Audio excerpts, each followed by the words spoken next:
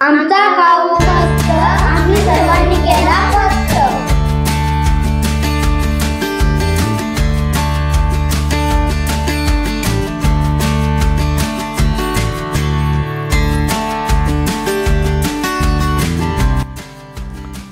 आमचा खाऊ मस्त सर्वांनी केला फस्त।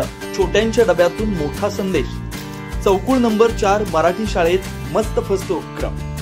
चविष्ट खाऊ, छानशा गप्पा आणि माणुसकीची जपलेली नाती हे सर्व एका वेगळ्या उपक्रमात अनुभवायला मिळाले। सिंधुदुर्ग जिल्ह्यातील चौकुळ नंबर 4 मराठी जिल्हा परिषद प्राथमिक शाळेत आमचा खाऊ मस्त सर्वांनी केला फस्त या नावाने सुरू झालेला हा उपक्रम, चला पाहूयात या उपक्रमाची खरी प्रेरणा आणि त्याचा प्रभाव।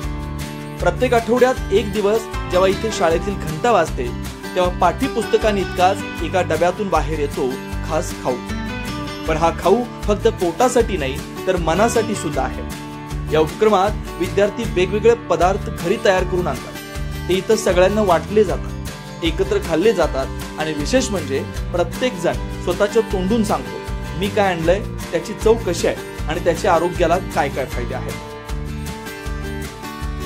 मी आज खाऊसाठी शिरा आणलेला आहे। शिरा हा रवापासून तयार होतो। सर्व लोक शिरा खातात व शिरा गोड असतो। आज मी खाऊसाठी शिरा आणलाय। शिरा हा रव्यापासून बनतो। सकाळी नाश्त्यासाठी लोक शिरा खातात। शिरा हा चवीसाठी गोड असतो। आज आम्ही केळी आणलेत आम्ही शिऱ्यासाठी पौष्टिक असतात। मी आज खाऊसाठी चिक्की आणली आहे। चिक्की साबुदाण्यापासून बनवली जाते। आज मी उपीट आणले आहे। उपीट खाण्यासाठी रव्यापासून बनवलेलं उपीट खाण्यासाठी पौष्टिक असतो।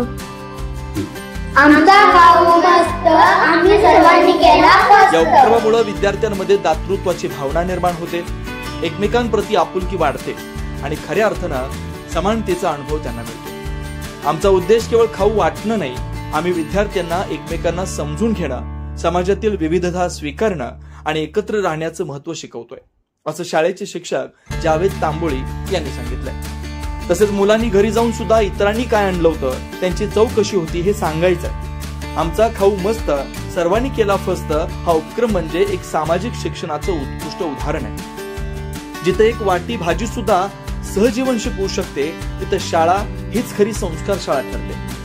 जिल्हा परिषद प्राथमिक शाळा चौकुळ नंबर 4 मराठी इथं आमचा खाऊ मस्त सर्वांनी केला फस्त या नावानं एक अभिनव उपक्रम राबवण्यात येतोय। विद्यार्थ्यांमध्ये दातृत्वाची, आपुलकीची आणि समानतेची भावना जोपासण्यासाठी निश्चितपणे मदत होईल। तसेच विद्यार्थ्यांचं प्रस्तुतीकरण कौशल्य वाढतं आणि अन्न पदार्थांबाबतचे ज्ञान समृद्ध होतं। या उपक्रमामुळे विद्यार्थ्यांमध्ये केवळ सामाजिक भावना नव्हे तर आरोग्यविषयक जागरूकता, स्वच्छता, सामायिकरणाची सवय आणि सहकार्याचा संस्कार विकसित होतो।